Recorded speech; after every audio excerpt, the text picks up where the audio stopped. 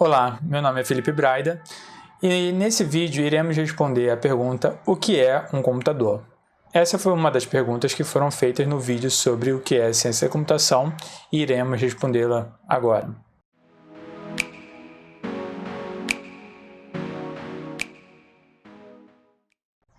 Como foi visto no vídeo anterior, a ciência da computação é o estudo dos algoritmos e suas aplicações. Então, e o computador? Para responder essa pergunta, eu fui no dicionário buscar o significado da palavra computador. Podemos ver que a palavra computador significa aquele que faz cálculo. Na verdade, seria, no caso do computador especificamente, um aparelho eletrônico onde se faz cálculo, que pode processar, guardar ou tornar acessível esse tipo de informação. Então, o computador é simplesmente uma máquina automatizada que realiza cálculo. Esses cálculos são basicamente qualquer operação matemática que nós humanos fazemos no dia a dia. A grande diferença é que, quando existe uma grande quantidade de cálculo para ser feito e que existe a necessidade de uma precisão, nós humanos não somos tão bons para executar esse tipo de tarefa. Então, surgiu a necessidade de máquinas automatizadas para poder realizar esse tipo de procedimento. O computador, ou melhor, a máquina eletrônica de cálculo, ela foi criada no século XX. Mas podemos dizer que existiram diversas outras tentativas de criarem máquinas não eletrônicas, mas mecânicas durante o percurso da humanidade. Uma máquina mecânica que influenciou totalmente a criação da máquina automatizada eletrônica foi o caso da máquina diferencial e analítica do Charles Babbage, que foram construídas em torno de 1830. O interessante é que essa máquina mecânica analítica incorporava já conceitos elaborados como unidade lógica aritmética, fluxo de controle na forma de ramificações condicionais, loops e memória integrada. Ele obteve ajuda da Condessa Ada para o desenvolvimento da máquina analítica, tanto quanto a sucessora, que é a máquina diferencial. No caso, a Ada desenvolvia algoritmos para serem utilizados nessa máquina mecânica. Após, já no século XX, Alan Turing, que também é considerado o pai da computação, desenvolveu uma máquina chamada Colossus. Essa máquina foi criada durante a Segunda Guerra Mundial com o intuito de quebrar a criptografia alemã. Outro grande marco no desenvolvimento da máquina eletrônica foi com John von Neumann, com a criação do ENIAC. O principal ponto do von Neumann foi a criação da arquitetura chamada von Neumann, que ela é utilizada até o dia de hoje. O interessante é que essas máquinas desenvolvidas, elas possuíam um tamanho gigantesco, podendo ocupar um andar inteiro de um prédio ou até um prédio inteiro.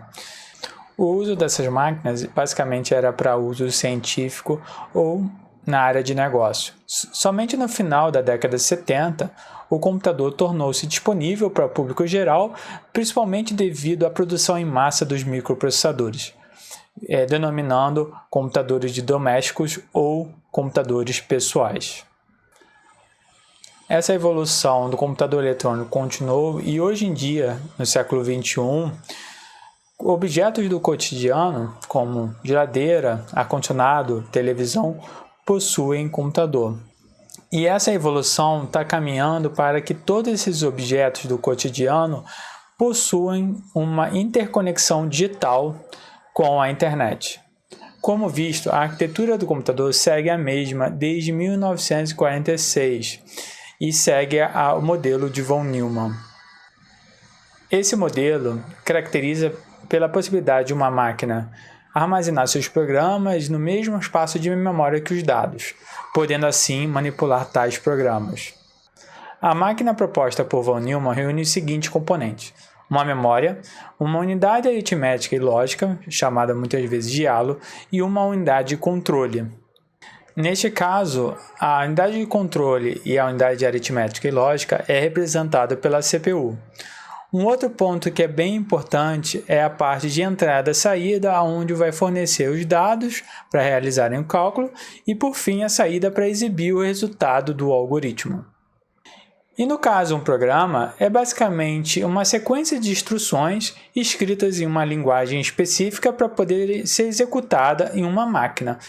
Podemos citar um exemplo de um programa onde irá aparecer positivo se o resultado que a pessoa entrou for maior que zero e negativo se o resultado for menor que zero. Aparentemente, esse problema parece ser simples, contudo não é, porque o computador, no caso, só consegue executar instruções bem simples, como soma, subtração ou algumas operações lógicas como AND, OR ou SHIFT. Contudo, na vida real, gostaríamos de resolver problemas bem complexos e que, descritos através dessas operações simples, poderia inviabilizar a construção desses programas. Além disso, utilizamos para nos expressarmos uma linguagem bem complexa na qual o computador não consegue entender. Ou seja, as pessoas querem fazer X, mas os computadores só conseguem fazer Y. Então, como é possível resolver esse problema? Para isso, vamos formalizar melhor esse caso. Temos duas máquinas, onde poderíamos dizer que a máquina M0 seria a pessoa e a máquina M1 seria o computador. No caso da máquina M0, possui uma linguagem respectiva que ela consegue entender, assim como a máquina M1 possui uma outra linguagem, diferentemente da L0, que ela consegue entender. A primeira forma de resolução desse problema é através da tradução. Neste caso, o programa escrito para a máquina M0 na linguagem L0 vai ser convertido totalmente para um agente externo, aonde irá traduzir para a linguagem L1 e assim ser possível ser executado na máquina M1. Eu gosto de dar como exemplo duas pessoas que possuem línguas diferentes. Uma delas sabendo português e a outra inglês. A primeira pessoa irá escrever toda a sua mensagem em uma carta e um agente externo que sabe português e inglês irá traduzir todas as frases para o inglês. E assim, a pessoa que deverá receber essa mensagem conseguirá ler. A segunda solução é através da interpretação. Nesse caso, parte da mensagem serão traduzidas sob demanda de uma linguagem para a outra. Seguindo o mesmo exemplo que foi dado anteriormente, a pessoa irá falar parte da mensagem e o agente externo irá traduzir quase de forma simultânea as frases ditas para o outro indivíduo. Aparentemente, esses dois exemplos parecem ser parecidos, mas são bem diferentes. No primeiro caso, o agente externo ele vai ter o conhecimento total da mensagem e ele vai conseguir traduzir com mais precisão de uma linguagem para outra, porque dependendo da linguagem existem formas de falar diferentes. Então ele vai conseguir escolher melhores construções gramaticais ou melhores construções semânticas para transmitir aquela mensagem de forma correta naquela linguagem que quer ser traduzida. No segundo caso, o agente externo não vai ter o conhecimento da mensagem, ele só vai ter o conhecimento de um conjunto de palavras ou até mesmo de uma frase. Com isso, ele não vai ter a capacidade do conteúdo inteiro e decidir quais são as melhores construções dessa tradução para a linguagem-alvo. Essas duas soluções têm consequências bem práticas no caso do computador. As linguagens de programação, ou seja, as linguagens que são utilizadas para escritas de programas, não podem ser diretamente executadas na máquina.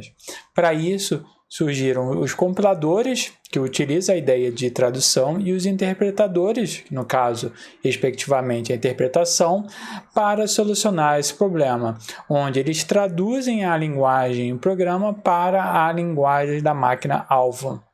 E eles possuem as mesmas características que foram ditas no caso do exemplo do português e inglês, No caso do tradutor, ou seja, o compilador, como ele tem o acesso a toda a mensagem, ou seja, a todo o algoritmo, todo o programa, ele vai conseguir traduzir de forma muito mais otimizada do que o interpretador, onde ele só vai saber exatamente, instrução por instrução, como vai ser traduzido. Neste caso aqui, estamos exemplificando o processo de tradução de um programa escrito na linguagem C para o código executável na máquina, onde até vão ter mais de um processo de tradução, onde ele vai traduzir o programa escrito em linguagem C para escrito em linguagem Assembly, e depois o montador vai realizar o processo de montagem para gerar o código em si, que é executável na máquina em si. Eu poderia generalizar esse processo para diversos níveis, onde eu teria diversas máquinas com suas respectivas linguagens, uma traduzindo ou interpretando para a outra. Naquele exemplo inicial, onde eu tenho do caso do português para o inglês, fingamos que eu não tenho um agente que tenha o conhecimento de traduzir do português para o inglês, mas eu poderia ter alguém que saberia do português para o alemão e depois uma outra pessoa para o alemão para o inglês. E com isso eu consigo fazer a mensagem escrita em português ser entendível na máquina onde ele só saiba inglês. Neste exemplo, as linguagens possuem complexidade de construções semelhantes, mas quando isso não ocorre, por exemplo, no caso da linguagem de alto nível de programação para uma linguagem de máquina, essa diferença semântica entre as linguagens pode tornar a tradução ou a interpretação complicada. Desta forma, você quebrar em diversas etapas torna esse processo bem mais fácil, onde eu poderia ter outros níveis de linguagem e máquina, onde o salto semântico entre essas linguagens não são tão grandes assim, tornando mais fácil a tradução ou a interpretação, no caso da linguagem de alto nível para a linguagem de máquina. Na vida real, a maioria das máquinas possuem mais do que 2 níveis. Esse exemplo foi retirado do livro Tannenbaum, onde ele descreve uma máquina possuindo 6 níveis. Uma máquina eletrônica é composta por componentes eletrônicos, transistores, resistores, capacitores, e ela, no final das contas, é descrita por tensão, corrente e circuito.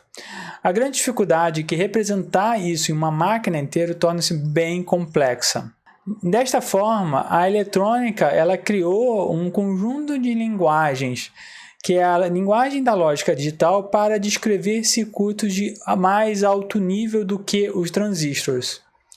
E ela basicamente é composta pela linguagem através de portas lógicas, e essas portas lógicas implementam algumas funções lógicas básicas, como AND, OR, NOT, deslocamento de bits e assim por diante. Através dessas portas lógicas, a gente consegue construir circuitos mais complexos. Através disso, a gente consegue construir um somador, um subtrator e assim por diante. Definindo esses circuitos digitais, a ideia é construir um circuito digital onde controle esses outros circuitos.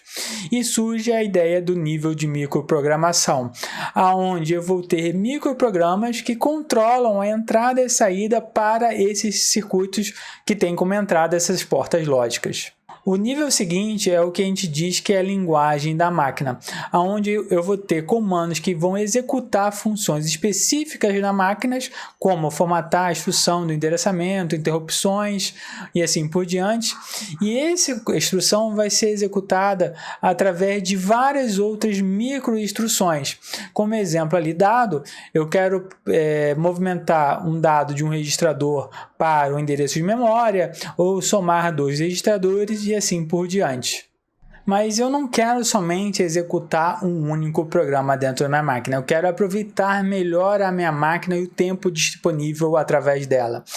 E aí surgiu os sistemas operacionais, onde são programas que executarão outros programas.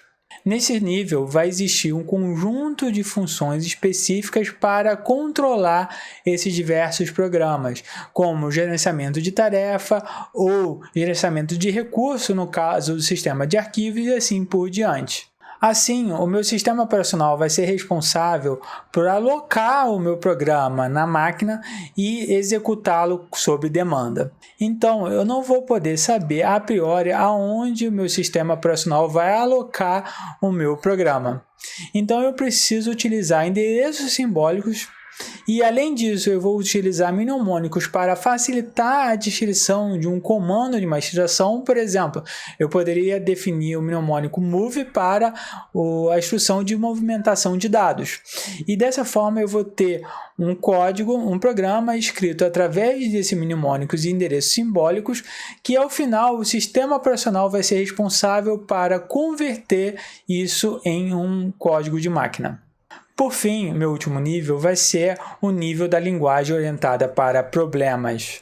Nele, eu vou descrever o meu problema utilizando uma linguagem de alto nível, como exemplo C, C++ e assim por diante, e eu vou ter um compilador ou interpretador, dependendo do caso, que irá traduzir dessa linguagem para a linguagem de montagem, que é a linguagem do nível seguinte.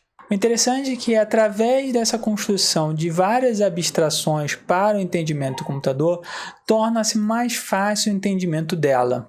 No primeiro momento, temos uma máquina, no caso o computador, executando diversas soluções para problemas bem complexos, por exemplo, a execução de um jogo, e no segundo momento, dizendo que essa máquina só executa operações bem simples, como somas, subtrações e tudo mais.